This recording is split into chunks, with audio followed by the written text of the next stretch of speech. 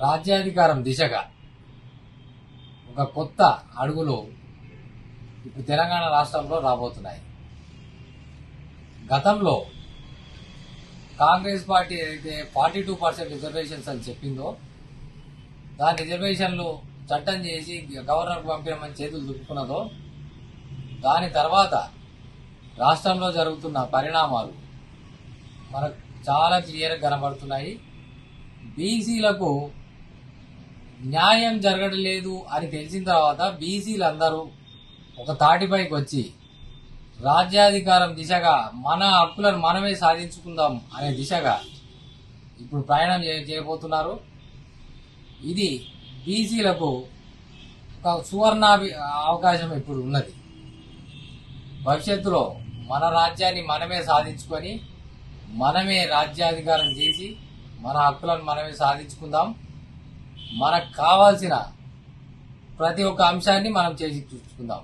BC సంఘాలు కలిసి రాజ్యాధికారం దిశగా ఏర్పాటు అవుతున్నాయి.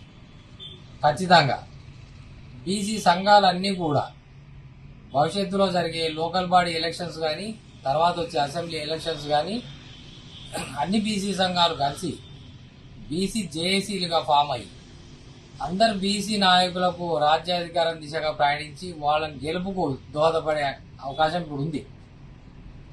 అందుకోసమే బీసీ జేఏసీ నాయకునిగా నా యొక్క విజ్ఞప్తి ఏమంటే తీర్మార్ మల్లన్న గారు కానీ విశారదన్ మహారాజ్ గారు కానీ జాజుల శ్రీనివాస్ గౌడ్ గారు కానీ ఆర్ కృష్ణయ్య గారు కానీ నారగోని గారు కానీ వీళ్ళందరూ ఎవరైనా సరే మీరందరూ ఒక తాటిపైకి రండి.